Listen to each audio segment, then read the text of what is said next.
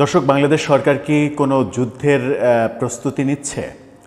বিমান বাহিনীর বহরে অনেকগুলো যুদ্ধ বিমান সংযোজন করার ঘটনা আমরা খবরটা অনেক দিন আগেই আমরা পেয়েছিলাম।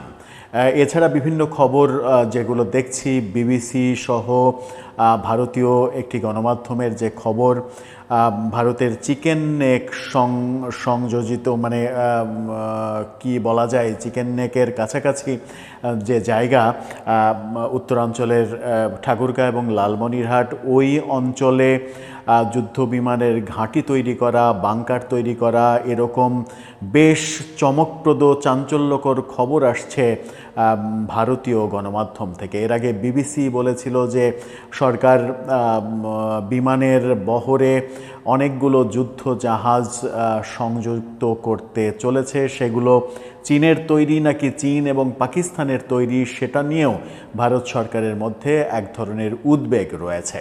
কি ঘটছে, কি বলছে গণমাধ্যম? আসিফ মাহমুদ সজীব ভুঁইয়া যে ইঙ্গিতটা দিয়েছিলেন সেটার পরিপ্রেক্ষিতে এখন কি ঘটনাগুলোকে আমরা এরকমভাবে দেখতে পারি যে এক ধরনের যুদ্ধের প্রস্তুতি? আর যুদ্ধের প্রস্তুতি তাহলে কি টার্গেট ভারতকে টার্গেট করেই এক ধরনের ভারতের চিকেন নেক এলাকায় আমরা যুদ্ধ প্রস্তুতি নিচ্ছি? সেই প্রস্তুতি যদি নিয়ে থাকি তাহলে আমাদের কতটুকু সেটা উচিত হচ্ছে, কতটুকু অনুচিত হচ্ছে, আমাদের কতটা সক্ষমতা আদৌ রয়েছে, সেই ব্যাপারগুলো অবশ্যই বিবেচনার ব্যাপার। শুধুমাত্র আবেগের বশবর্তী হয়ে এত সিরিয়াস ডিসিশন নেওয়া উচিত হবে বলে মনে করেন না বিশ্লেষকরা। কি বলছে গণমাধ্যম, কি হচ্ছে চিকেন নেক এলাকায়, একটু বোঝার চেষ্টা করবে এই ভিডিওতে। থাকবেন পলিটিক্স টিভির নিয়মিত আয়োজনে।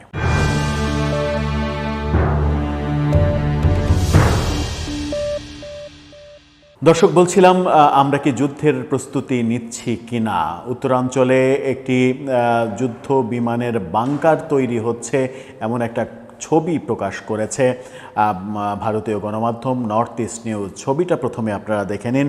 সেই ছবির বর্ণনায় বলা হচ্ছে যে একটা বেশ প্রশস্ত রাস্তার পাশে এই নির্মাণাধীন বাংকার দেখা যাচ্ছে, এবং এটাকে কেন্দ্র করেই তারা যে নিউজটা করেছে এবং যে শিরোনাম দিয়েছে, তাদের শিরোনামটা এরকম। এই নিউজটাকে তারা এক্সক্লুসিভ নিউজ হিসেবে বলছে। সেখানে তারা লিখেছে, Bangladesh building large hangar for fighter jet close to sensitive chicken necks. এটার যদি আমি একটু বাংলা ভার্সনে যাই, তারা যে ইংরেজি গণমাধ্যমে যে নিউজ করেছে তার বাংলা ভার্সনে যদি যাই, তাহলে যেটা বলা যায় সেটা হচ্ছে, সংবেদনশীল চিকেন নেকের কাছে যুদ্ধ বিমানের জন্য বড় হ্যাঙ্গার তৈরি করছে বাংলাদেশ। কি ঘটছে সেখানে? ভারতীয় গণমাধ্যম নর্থ ইস্ট নিউজ কি বলছে সেটা আগে একটু দেখে নিই, এরপরে আমরা দেখব বিবিসি কি বলছে এবং বাংলাদেশ সরকারের উপদেষ্টা আসিফ মাহমুদ সজীব ভুঁইয়া কি বলেছিলেন। তারা বলছে, 16 অক্টোবর বাংলাদেশ সেনাবাহিনী প্রধান জেনারেল ওয়াকারুজ্জামান হঠাৎ করে লালমনিরহাট বিমান ঘাঁটি পরিদর্শন করেন এবং হ্যাঙ্গার নির্মাণের অগ্রগতি পরিদর্শন করেন। একই দিনে তিনি ঠাকুরগাঁও বিমান ঘাঁটিও পরিদর্শন করেন। অর্থাৎ সেনাপ্রধান যে পরিত্যক্ত বিমানবন্দর পরিদর্শন করেছিলেন ঠাকুরগাঁও এবং লালমনিরহাটে, সেটাকেই এই ব্যাপারটাকে গুরুত্বপূর্ণ হিসেবে তারা দেখছে। এবং তারা এই খবরও দিয়েছিল, এটা নিয়ে আমরা আলোচনাও করেছি, যে সেই সফরে ভারতীয় ইন্টেলিজেন্সের 3 জন ঊর্ধ্বতন কর্মকর্তাও ছিলেন। তারা মূলত এই এলাকা পরিদর্শনে এসেছিলেন, এরকম তথ্য ভারতীয় গণমাধ্যম দিচ্ছে। তারা স্যাটেলাইটে বিভিন্ন ধরনের ছবি দেখেছিলেন, সেই ছবিগুলো মিলিয়ে দেখতে এসেছিলেন আদতে চিকেন নেক এলাকায় কি হচ্ছে। 16 অক্টোবর বাংলাদেশ সেনাপ্রধান যে সফর করেছেন, সেই সফরের পরিপ্রেক্ষিতে বলা হচ্ছে, বাংলাদেশ বিমান বাহিনী নিয়ন্ত্রিত এবং পরিচালিত বিমান ঘাঁটির পশ্চিম প্রান্তে একটি ঘেরের বেড়ার কাছে নির্মাণাধীন হ্যাঙ্গারের নট নর্থ ইস্ট নিউজের এক্সক্লুসিভ ছবি, যে ছবিটা আপনাদের দেখালাম, যার পাশ দিয়ে একটি পাকা রাস্তা রয়েছে, তা চূড়ান্তভাবে প্রমাণ করে যে আগে কি ধরা পড়েছিল। বিস্তৃত বিমান ঘাঁটি আগে কি ধরা পড়েছিল মানে তারা স্যাটেলাইটে কি দেখেছে। বিস্তৃত বিমান ঘাঁটি অথবা এর অংশ যুদ্ধবিমান পার্কিংয়ের জন্য একটি সুবিধার স্থান হতে পারে, যা বিএএফ তার পুরনো J-7 বিমানের বহর প্রতিস্থাপনের লক্ষ্যে অধিগ্রহণ করতে চাইছে। নির্মাণাধীন হ্যাঙ্গারটির সঠিক অবস্থান লালমনিরহাটের মহেন্দ্রনগর ইউনিয়নের হরিভাঙ্গা গ্রামে। এটি বাংলাদেশ ভারত সীমান্ত থেকে পশ্চিমবঙ্গের কুচবিহার জেলার সাথে 20 কিলোমিটারেরও কম দূরত্বে অবস্থিত, যা বাংলাদেশের রংপুর বিভাগের লালমনিরহাট সংলগ্ন, অর্থাৎ চিকেন নেকের খুবই কাছাকাছি। বিমান ঘাঁটিটি 1166 একর জুড়ে বিস্তৃত এবং রানওয়েটি 4 কিলোমিটার দীর্ঘ, সেটাও বলছে তারা। মূলত 1931 সালে নির্মিত, দ্বিতীয় বিশ্বযুদ্ধের সময় নির্মিত এই বিমান ঘাঁটি বছরের পর বছর পরিত্যক্ত অবস্থায় পড়েছিল, যদিও তারা বলছে যে 1971 সালে পাকিস্তানি বাহিনী এই বিমান ঘাঁটিটা ব্যবহার করেছিল। এটি শিলিগুড়িতে ভারতের কৌশলগত চিকেন নেকের খুবই কাছাকাছি।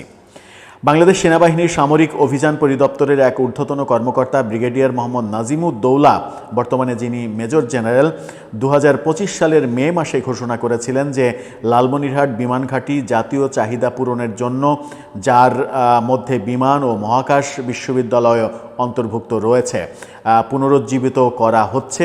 তিনি আরও যোগ করেছিলেন যে চীনা সম্পৃক্ততার বিষয়ে তার কাছে কোনো তথ্য নেই এবং কোনো বিদেশি সত্তাকে এমনভাবে এটি পরিচালনা করতে দেয়া হবে না যা আমাদের নিরাপত্তা বা জাতীয় স্বার্থের ক্ষতি করে। এর আগে কিন্তু আমরা এরকম আলোচনা দেখেছিলাম যে ওই বিমান ঘাঁটি চালু করা এখানে এবং সেখানে একটা মহাকাশ বিশ্ববিদ্যালয় তৈরি করা, যাবতীয় কর্মকাণ্ড হচ্ছে যেটা চীনা সহযোগিতায় হচ্ছে, এরকম আলোচনা আমরা দেখেছিলাম বেশ কয়েক মাস আগে। সেই কথাটাই তারা বলছে।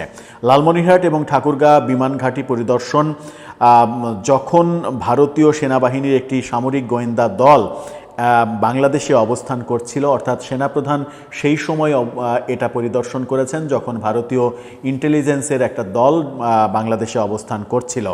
এই তথ্যের আলোকে জেনারেল জামানের এই সফর তাৎপর্যপূর্ণ বলে মনে হচ্ছে যে বাংলাদেশ বিমান বাহিনী প্রায় $2.2 বিলিয়ন কমপক্ষে 20টি চীনা তৈরি J-10CE যুদ্ধবিমান অর্জনের জন্য একটি চুক্তি সম্পন্ন করার খুবই কাছাকাছি। তারা বলছে 20টি চীনা যুদ্ধ বিমান কেনার প্রস্তুতি সেরে ফেলেছে বাংলাদেশ।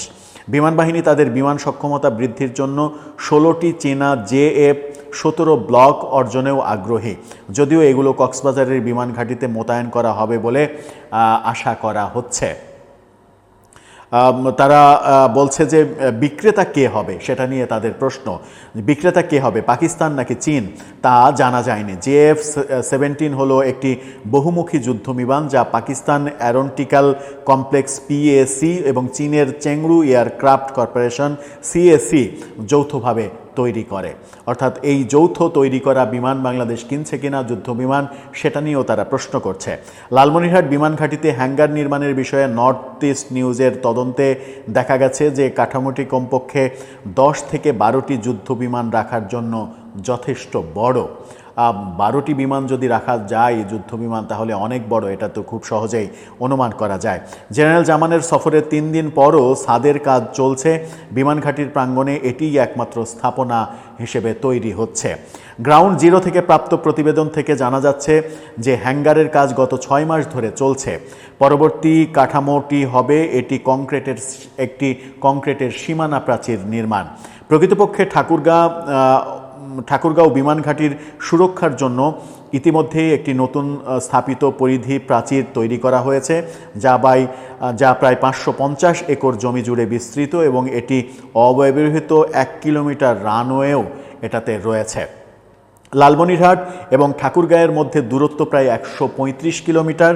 যদিও এই বছরের মে মাসে ভারতীয় সংবাদ মাধ্যমের প্রতিবেদনে লালমনিরহাট বিমান ঘাঁটির পুনরুজ্জীবনের পেছনে চীনের হাত থাকার আশঙ্কা প্রতিফলিত হয়েছিল, তবুও এমন কোনো ইঙ্গিত পাওয়া যায়নি যে এই গুরুত্বপূর্ণ স্থাপনা বেইজিংয়ের নির্দেশে নির্মিত হচ্ছে। তার মানে হচ্ছে যে তারা স্বীকার করছে যে এখন পর্যন্ত নিশ্চিত হওয়া যায়নি যে এই কর্মকাণ্ডের পেছনে চীন রয়েছে আর্থিকভাবে এবং কৌশলগতভাবে।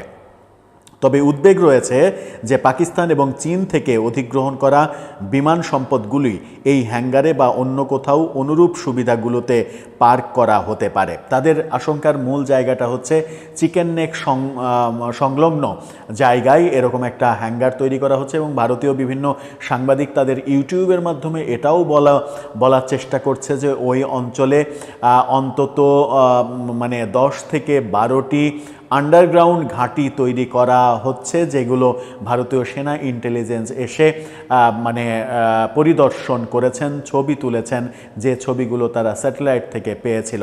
এরকম নানা প্রচার কিন্তু তাদের গণমাধ্যম মানে তাদের ইউটিউব মাধ্যমে রয়েছে। যদিও নর্থ ইস্ট নিউজ মোটামুটি ভারতের প্রতিষ্ঠিত একটা গণমাধ্যম, তারা এই খবরটা দিচ্ছে, এই খবর যে মিথ্যা না সেটা বোঝা যায় বিবিসির নিউজে এবং মানে আমাদের উপদেষ্টা আসিফ মাহমুদ সজীব ভুঁইয়ার কয়েকদিন আগে একটা পোস্টে। বিবিসি যে যুদ্ধজাহাজের ছবি দেখিয়েছিল তাদের নিউজে, সেই ছবিটা আপনারা দেখে নিতে পারেন যে এই মডেলের যুদ্ধজাহাজ চীন থেকে বাংলাদেশ কিনতে চলেছে। তারা তাদের শিরোনাম করেছিল সেটা হচ্ছে যে তারা বলেছিল চীন থেকে 20টি J-10 CE যুদ্ধবিমান কেন কিনতে যাচ্ছে অন্তর্বর্তী সরকার। সরকার কেন এটা কিনতে যাচ্ছে সেটা নিয়ে তারা বিস্তারিত একটা প্রতিবেদন তুলে ধরেছিল। এই প্রতিবেদনে তারা নানা তথ্য উপাত্ত তুলে ধরেছিল। সেই প্রতিবেদনের বিস্তারিত যাচ্ছি না, তারা এটুকু অন্তত তুলে ধরার চেষ্টা করেছিল যে বাংলাদেশ এই ধরনের পদক্ষেপে যাচ্ছে এবং সেটা যে সত্য সেটা আমরা দেখলাম। আসিফ মাহমুদ সজীব ভুঁইয়ার যে পোস্ট, ফেসবুক পোস্ট, সেই পোস্টটি তিনি করেছিলেন এ মাসেরই 15 তারিখে, 15 অক্টোবর। তিনি ফেসবুকে একটি ছবি দিয়ে পোস্টটা করেছিলেন। তার পোস্টটা দেখে নিতে পারেন। পোস্টে তিনি লিখেছিলেন, শুরুর দিকে দেশের আকাশ প্রতিরক্ষাকে শক্তিশালী করতে ও বিমান বাহিনীর আধুনিকায়নে বড় পদক্ষেপ নিচ্ছে অন্তর্বর্তী সরকার। সেখানে দেখা যাচ্ছে যে বিমানগুলোর বর্ণনা দেয়া হয়েছিল সেখানে লেখা ছিল ইতালি থেকে 10টি ইউরো ফাইটার টাইফুন যুদ্ধবিমান, তুরস্ক থেকে 6টি T-129 অ্যাটাক হেলিকপ্টার, চীন থেকে 20টি J-10C যুদ্ধবিমান। অর্থাৎ নর্থ ইস্ট নিউজ যে খবর দিচ্ছে সেই খবর কিন্তু আসিফ মাহমুদ সজীব ভুঁইয়াও তার ফেসবুক পোস্টে দিয়েছিলেন যে চীন থেকে 20টি J-10C যুদ্ধবিমান।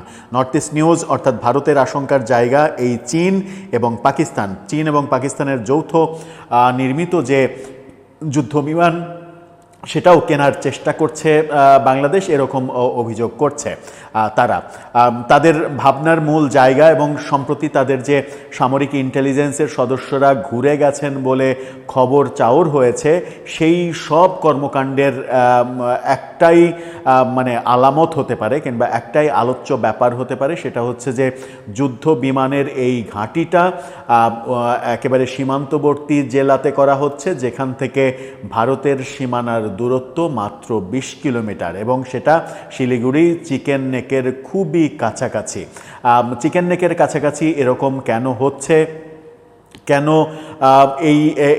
এই আয়োজনটা ওখানে হচ্ছে অন্য কোথাও হচ্ছে না, এটা নিয়ে তাদের উদ্বেগ রয়েছে চীন এবং পাকিস্তানকে নিয়ে এবং আরও বেশি উদ্বেগ রয়েছে তাদের আমেরিকাকে নিয়ে। সব মিলিয়ে উদ্বেগ থাকতেই পারে। আমাদের প্রস্তুতি, আমাদের বিমান বাহিনীকে সমৃদ্ধ করতে হবে, সেটাও ঠিক আছে, কিন্তু এই যে বিমান বাহিনীকে সমৃদ্ধ করা, এত চুক্তি করার ব্যাপার, এগুলো কি অন্তর্বর্তী সরকারের কাজ?